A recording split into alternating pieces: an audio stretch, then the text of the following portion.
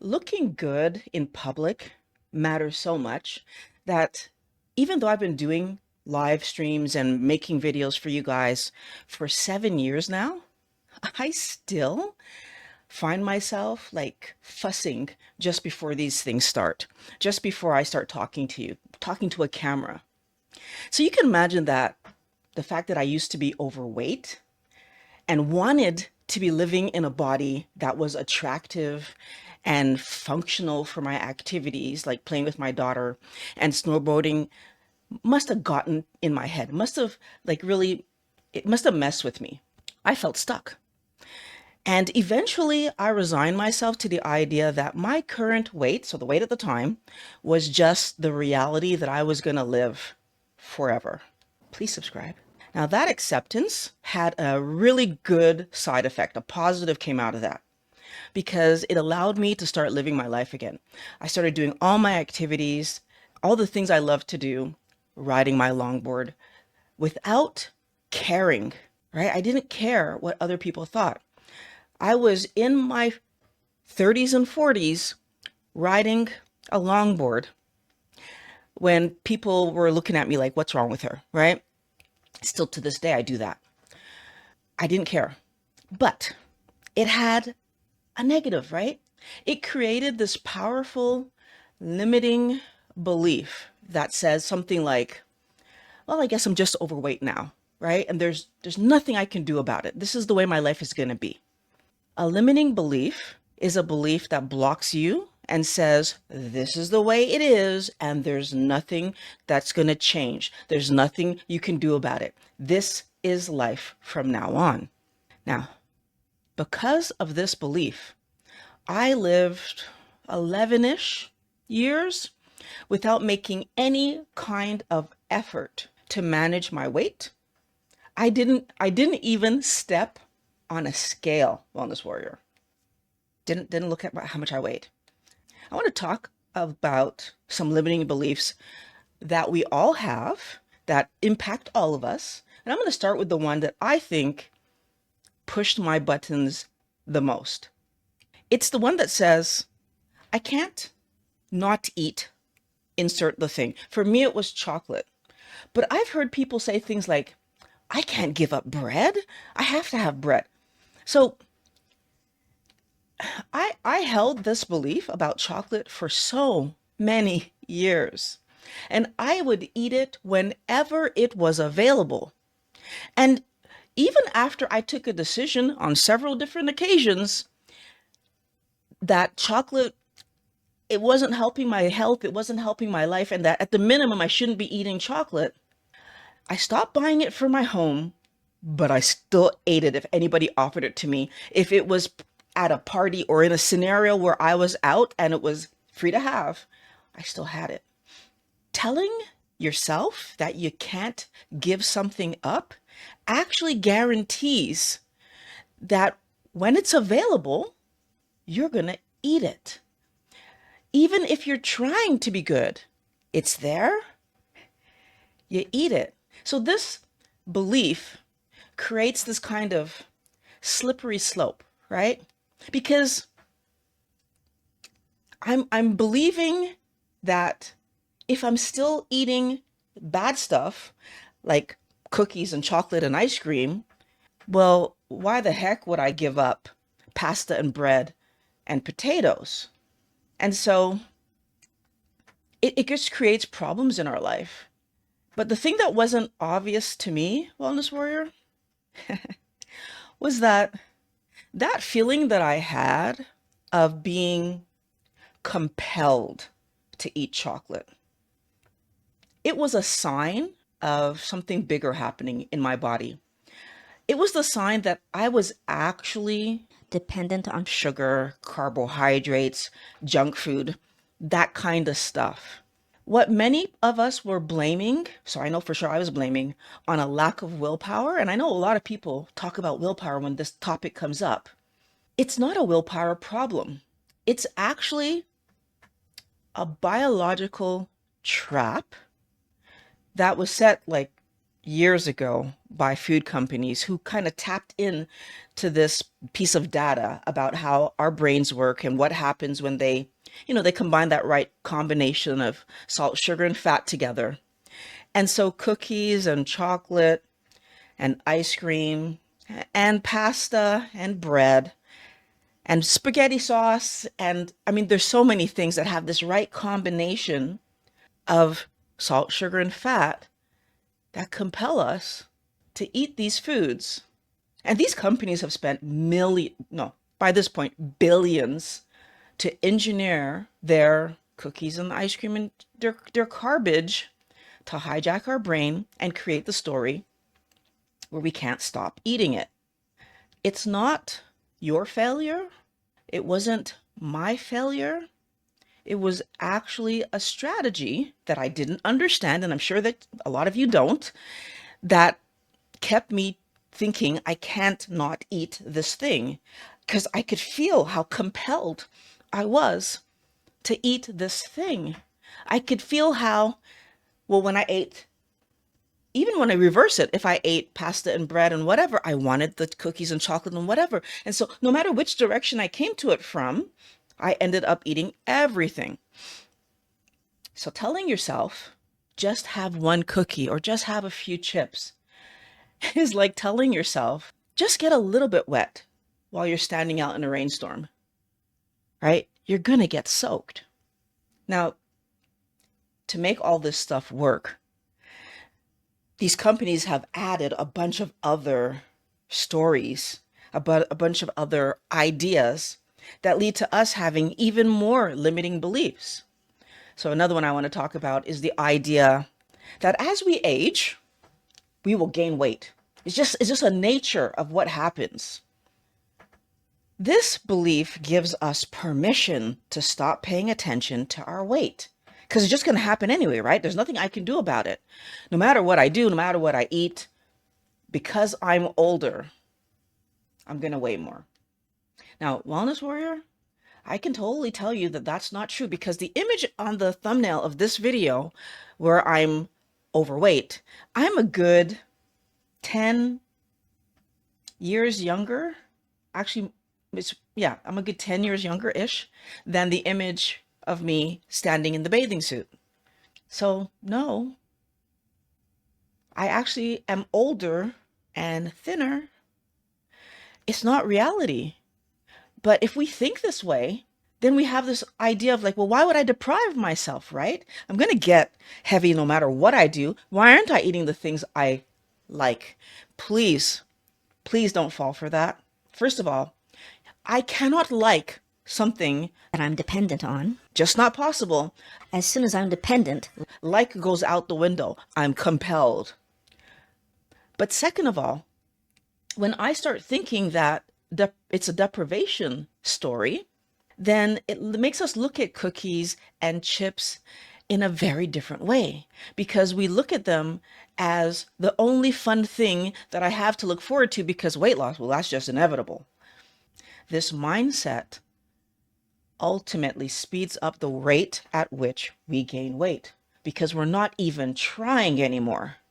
Now, another limiting belief that I want you guys to think about. Again, it all feeds back into what companies want us to do. They want us eating this highly compelling stuff. This limiting belief is that playing is for children. Now, I've known many adults who just stopped engaging in all the kinds of physical play that they used to do, right? The biking and the skating and the skiing and the running around playing tag and hide and seek and all these children's games. We don't do them anymore. The adult version of playing tag, by the way, is paintball. It's like all those games where you have to try to find each other, hide and seek, right? Paintball. So we stopped playing these games and we relegate them to television. Football. Like we grew up playing baseball, football, but then now we sit and watch professionals play that. And if we're not a professional, we shouldn't be on the basketball court shooting hoops. Why are we wasting our time?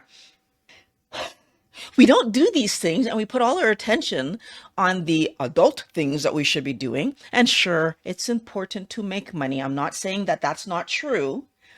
But we only spend, and I say only very hesitantly, because 8 hours a day is a lot of time to spend making money.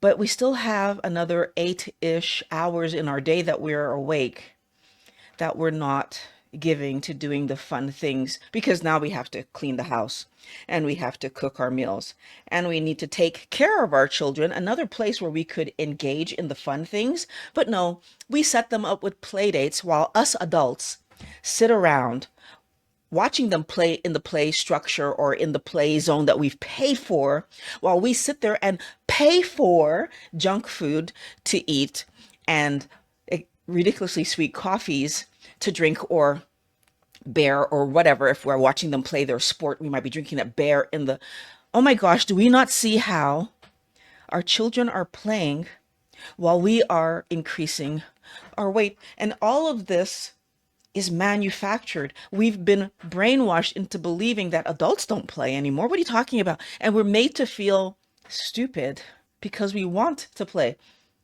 I have so many adults in my life that look at me like I'm crazy because I went skiing with my daughter, that I learned to snowboard when my daughter, well, I learned first and then she learned to snowboard because I learned. They look at me like I'm crazy because I taught my daughter how to longboard, and then she wanted to learn to skateboard. And so I went back to trying to figure that out because I was never great at it. That's why I longboarded. And I mean, I did go back to longboarding because I just find it more comfortable, but I did try it in my late 40s. My daughter and I were trying to figure out how to ollie and kickflip and all the things, and she got some of them. And I'm very proud that she was able to ollie. And I don't think she ever got the kickflip, but she got a few other tricks I can't remember the name to. And I got the one where you can kind of put the nose of your skateboard on a curb and come on. So we got a few little tricks and it was fun. But we don't do these things because we're so afraid to get hurt. We don't want to fall down because we feel our body's that brittle. But Wellness Warrior, our body is brittle because we've stopped doing these things. You actually need to push your body a little bit for your muscles to stay strong, for your bones to stay strong. Your body will allocate the production, right? So the fixing that it does to what needs it. If I'm never stressing my body, then it's not focusing on that. As a matter of fact, what it's usually focusing on for most of us is trying to heal us from the stuff, the garbage that we're eating, the junk food that we're eating that's ruining our bodies. By the time we get to retirement, we're so afraid to do activities that all the things that we said, oh, when I'm older, I'll get to have fun. We can't even do them anymore because we're so afraid to hurt ourselves. And now we actually can't do them. We create the self-fulfilling prophecy and then live it out. And if I compare that to people, the people we could see clearly, like all the sports people, right? But even some of them, as they stop playing their sport professionally, they just stop doing it. But when you look at people like, for example, Tony Hawk is a great example. He's today 57 years old and he's still riding his skateboard. At 57 years old, still doing tricks. Now, he might have changed how outrageous he is, but the last that I heard, he still has a skate park.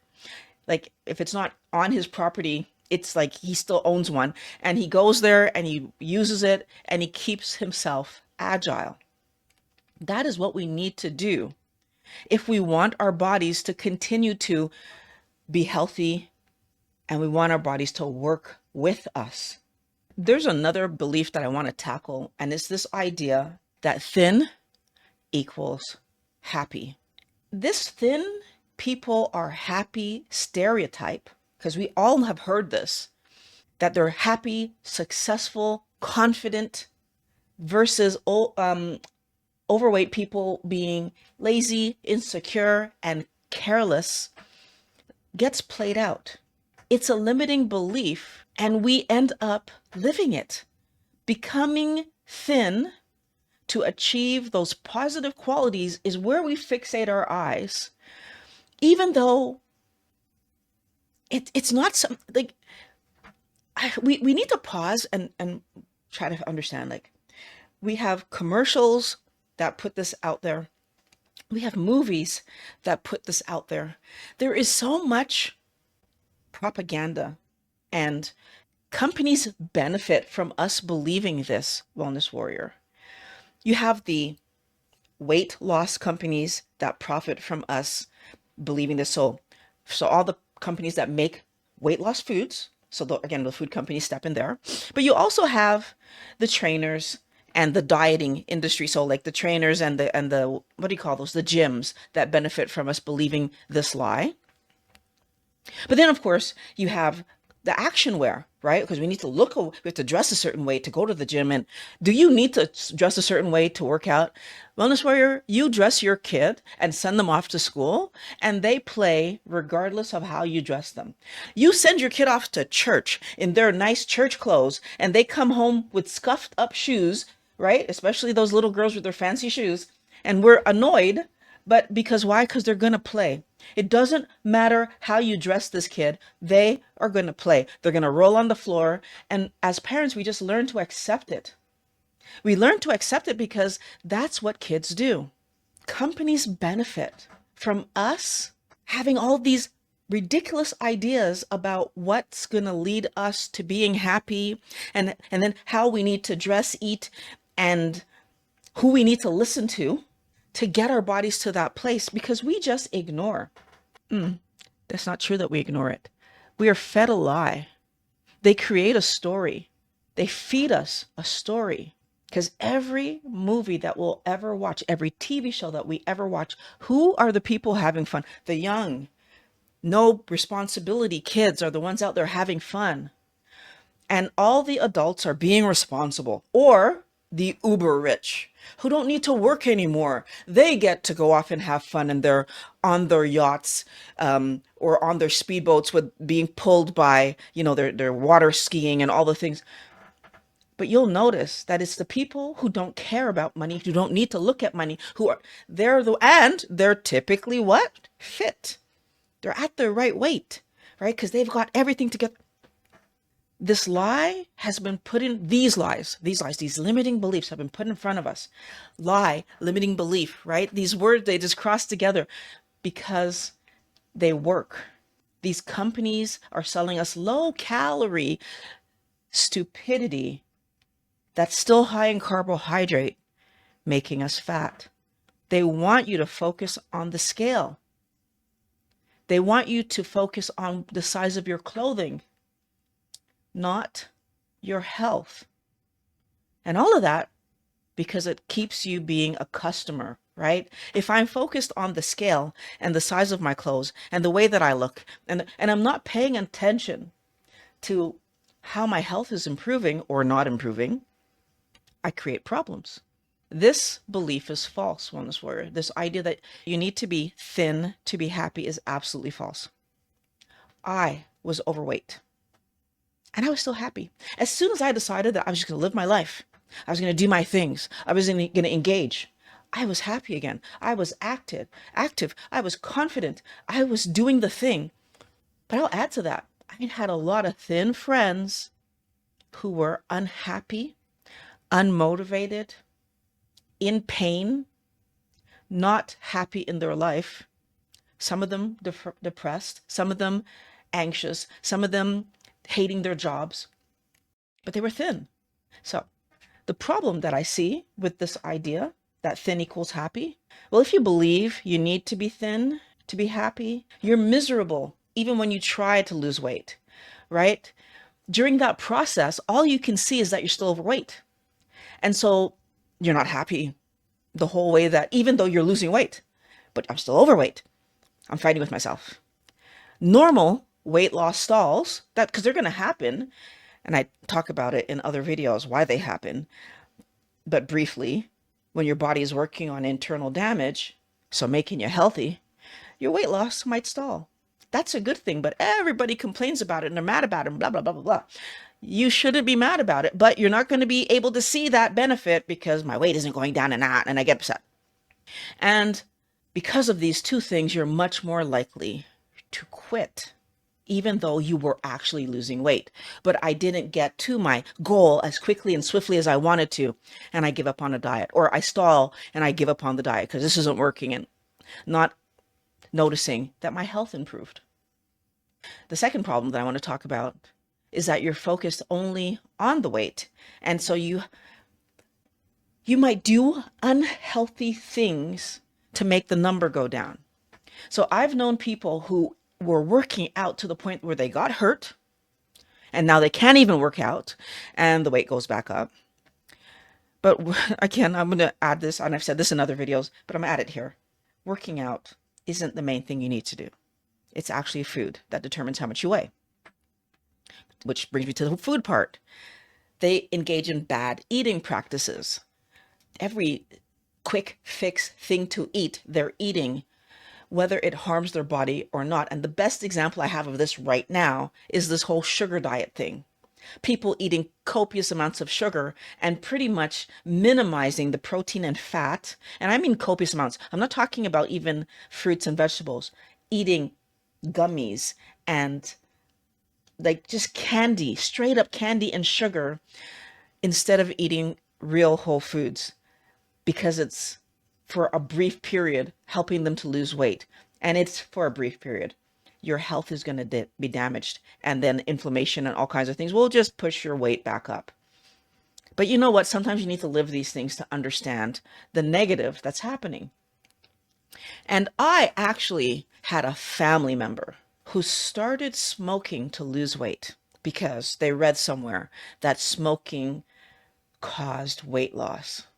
And I'm not even joking. I can't make that kind of stuff up. And I just shook my head, because in my head I was thinking, and this was before I knew anything about keto, carnivore. You're going back, I was in my 20s, and I was shaking my head thinking, but doesn't it also cause cancer? We already knew that by that point. But this is what people will do in desperation to lose weight. The third problem with thinking that thin will make me happy is that you view the entire process of trying to lose weight as a deprivation situation. Again, that's going to make the stalls that you're living feel like a fail. Gosh, I'm not eating all the stuff I love and I'm not even losing weight, is kind of the way you're going to be looking at it. And you're going to question why you're doing whatever you're doing. What happens once you've lost the weight, right? When you reach your goal, the excitement from the downward trajectory that you were on of weight loss, it's going to be gone. You're going to hit that number, right? Most people don't keep eating the new way. So the way that they were eating to get to that new number, most people stop doing it because their motivation, weight loss, is no longer there, right? I've achieved the goal. Again, when I will be thin, I will be happy, and therefore I can end my deprivation. See the problem? Your life doesn't magically change when you lose weight, Wellness Warrior. Anything that was causing pain in your life before you lost weight will still be there. The relationships that were troublesome, any life issue, whether it was health, work, friends, lack of activities, lack of hobbies, anything that was bothering you will still be bothering you. If you were unhappy before you lost weight, you will continue to be unhappy until you solve whatever it was that was causing you to be unhappy. Being thinner is not a magic bullet. It's not a magic pill. Now, I've spoken to many people who lost weight on a keto diet and they just regained it. All of it. They all admitted that they had more energy when they were doing keto, mental clarity when they were doing keto, better appetite control when they were doing keto. So what caused them to regain the weight? They stopped doing keto. As soon as they hit goal, they said, I don't have to do this anymore. And all the weight came back. And the reason that they stopped doing the diet was because health was not their reason for doing the diet. They were doing the diet because it was helping them to lose weight. Now, Wellness Warrior, I really want to pause on this and focus on this for a few minutes because I need you to understand something. Your body is gaining weight because the things you're feeding it are unhealthy. The things you're feeding it are unhealthy. So your body's reaction to unhealthy food is weight gain. Your body's reaction to the healthy keto foods, and I'll say healthier keto foods because not everybody did keto in a way that only included healthy foods and still lost weight. That is how powerful removing large amounts of carbohydrates from your diet is. That you could still be drinking alcohol, that you could still be eating junk occasionally, and your body still regulate your weight. Carbohydrates in large doses are that problematic.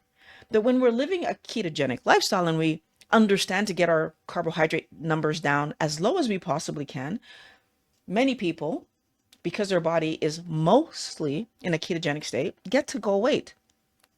So, how important is it to understand that your body regulates your weight, so it gets you to good health, well, good healthy weight. The health might still be struggling a little bit if you're letting those carbohydrates that are coming from bad sources still in there, but your weight regulates just by removing excessive amounts of carbohydrate. The carbs are a huge problem. I hope I'm making this clear. Here's the thing.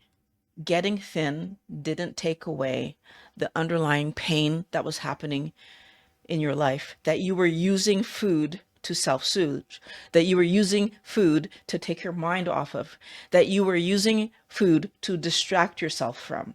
And so when your weight is regulated, one of the pains, so this is one of the pains you were living, when these other pains show up, yes, you're still going to turn to these fun foods to help yourself feel better. And they will momentarily help you feel better. But then as your weight rises, and in the occasions of some of the people I've spoken to, when you get back to that overweight scenario, you're upset again about weight as well. Wellness Warrior, the solution is having a long-term health-focused goal. So if you start any goal with a limiting belief, then you're going to be in trouble, right? It's going to put you at risk for yo-yo dieting. Because what's going to happen, you're going to be so focused on getting to that goal weight, you're going to be on it and you do it good. And then you let go because, yay, I'm here. And then you struggle again. And then you're going to be on it again. And then you feel great and you let go. And then you struggle again. And that damages the body, first of all. But not only from personal experience can I say this to be the truth. Every time you let go, you end up at a higher weight than what you were when you started. But from the experience of talking to many people in my community, wellnesssquad.org, in that community, multiple people have told me the same thing. Your weight rises. Every time you do it and let go, you're heavier and you're heavier. And when you give up, like I did, yeah, about well, in my case, it was like 2 to 3 pounds a year you start gaining because you're not trying at all anymore. And your weight's just going up and up and up. So if I just use myself as the example, the goal that I had for myself when I found the keto diet was to solve hip pain. And obviously, when you're trying to solve pain, you don't want to solve it for a year. You want to solve it forever. You are looking to find out, why is this happening? And then what do I need to do to make sure that it stops happening and that I never again have to live a scenario where I cannot walk up the stairs at a mere 45 years old, Wellness Warrior. I was unable to walk up the stairs. I was unable to step up a curb. I was unable to do any of my activities. That was the first year at 40, the year that I turned 45 was the first year since starting to snowboard and ski that I didn't do either. First time ever that winter. That summer, I didn't do any of my activities. I was in so much pain. All I could do was work. And even that I did with pain because one of the problems that I had was doing what I'm doing right now.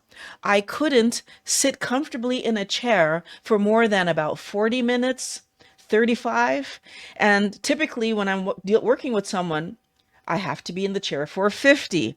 So the last 15 minutes of every conversation I was having with someone was excruciating. That meant that I was fidgeting in my chair and trying to just move around and try to keep myself comfortable. Occasionally, I did get the "Are you okay, Violet?" comment from people. As I started this off by saying, we want to look good in front of people, right? So you can imagine what that was doing to my mind, because not only am I already living with the fact that I was overweight, now I couldn't even sit still. So I had that long term goal of wanting myself to be healthy. So when I was doing the research about how to do, no, not even how to do keto, because I didn't know that part yet. When I was doing the research on what was causing my problem, I found out that it was an inflammation story.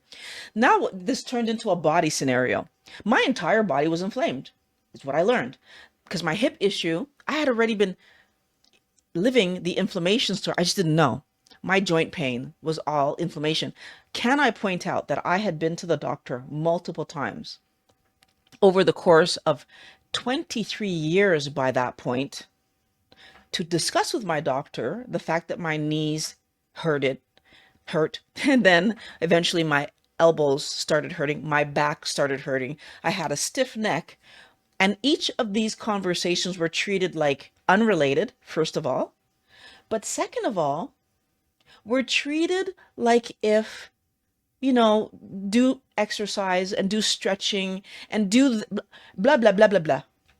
Nobody ever, and I'm talking about my main doctor or the emergency times that I went in because my doctor wasn't available and my elbow was hurting so bad or my back was hurting so bad. Not one of these professionals said, well, you have inflammation. Maybe work on your inflammation. I do a Google search and find out that I have inflammation. So of course I didn't believe it, because how could I have been in front of that many doctors and they don't tell me that I have an inflammation story, right? So I don't believe it. From the time that I learned that I have an inflammation story to the time that I start searching for how do you solve inflammation was about a month, because I didn't believe it. I was looking for other reasons to explain my hip. Okay. Then once I believed it, because the inflammation story just kept coming up. I read a bunch of research papers and whatever. And then wellness for when I started to say, okay, well, how do you solve inflammation? And I learned about the junk food. So the sugar, taking away the junk food. And I'm like, okay. But then I learned that all fruits and vegetables are sugar. My mind started to spiral. What am I going to eat? So it took another 2 weeks before I could start keto, because I had to figure out, what am I going to eat? Now, that's how I learned that about the keto diet. And again, I have a video that I'm going to put here talking about the keto and my thoughts on keto, carnivore, low carb. I'm going to put that video, and I'm going to link. It's already linked below. But Wellness Warrior, I want you to understand that this helped me to understand I was trying to heal my whole body. So I had to be sure that whatever I was starting right then and there was not only something that was safe to do. I was already in pain, although by that point, the amount of pain I was in, I probably was just going to start this and try this anyways, because I was crying when I got off calls and got away from my clients. It was horrendous. But I wanted also to be sure that this was safe to do, because I understood that the inflammation that I was living wasn't something that just happened to me accidentally. Everything that I was reading was indicating that it was the food that I was eating that was causing the problem in my body. I realized that my health was actually in danger, right? Because that inflammation, although attacking my joints initially, had caused obesity, had caused, now the new question, what other internal damage? Because I, in reading what I was reading, also understood that the internal damage that's happening in your body, we don't know all of it, right? That's why we need blood tests and all that stuff. That's how we figure out the internal thing. That's why we need scans and all that, so we can visualize what's happening inside. So yes, I could tell the inflammation in my joints because I could feel it. I could tell the obesity because I could see it. But there were some things that were happening where I was learning from what I read that my doctors would be saying, oh, everything is fine except, you need to lose some weight. Where what I was reading was telling me that I was on a path to diabetes, heart problems, blood pressure problems, liver and kidney damage, and all the internal organ damage, because the sugar would have been causing other internal damage that I would not be able to feel until the organ was in trouble. I'll tell you that that lit a fire under me that you can't even imagine. And the way that I want you to think about it is that you don't solve your financial issues just by paying this month's bills, right? What you do is you create a system to pay your bills not only this month, but far into the future, so that you never have to worry about this ever again. And that's what I did, Wellness Warrior. I wasn't looking to just solve the weight and the inflammation. Now that I knew that there was an underlying current of problems happening in my body, my goal was to put something in place that was going to solve this, not just for this month or this year, but forever going forward into my future. So I want you to challenge the belief that we have. Ask yourself if your belief systems are what's actually keeping you stuck.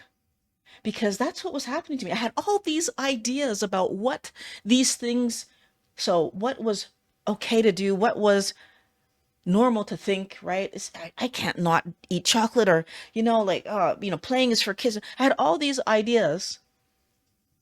Well, I didn't have the playing for kids one because I love taking my kid out to play, but a lot of the other ideas I did have, and they were keeping me stuck. And I need you to look, how many of these ideas do you currently walk around believing that are keeping you stuck, that are stopping you from doing the things that would actually help your body to be healthy, especially the ones that are around weight and food? Because until you really understand that true happiness doesn't come from looking a certain way or weighing a certain amount, it comes from feeling healthy, because I'm actually managing not just my physical health, but my mental health by addressing real problems in my life, right? Eating healthy food and addressing the problem people in my world, addressing the problems at work, having hobbies and activities to entertain myself when I'm not working. And maybe some of those hobbies will involve my kids. Like, I love when my kids go skiing with me. I love when my kids go climbing with me. But I do go skiing alone. And I will go climbing alone, although I haven't had to yet. They love it. But I've been skiing many times alone, and snowboarding, as a matter of fact, many times alone. I go longboarding alone. I go bike riding alone. Why do I do these things? I do them because I love these activities, and therefore I'm willing to do them on my own. This isn't a story about needing or excluding people. What am I trying to say? I want us to see that it's about making your life feel as amazing as you can make it feel. This is about making sure that life is happy, having positive interactions with people, and those good relationships around you. Again, why I always encourage you, come and join the wellnesssquad.org and talk through these ideas, right? Where I can go more in depth than I can even do here, and talk about the reality of why we get stuck. You want to be able to live comfortably. And that means you know how to take care of your body. That's food, that's exercise, that's enough sleep. Those are the three main things. And then if you can add the extras, right? But food is first.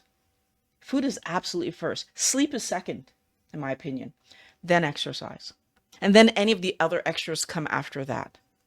And you need hobbies, wellness warrior. You need activities to enjoy so that you're not tempted to eat foolishness that food companies are going to constantly be putting in your face, to drink, because companies will constantly put that in your face. That's what adults do to have fun.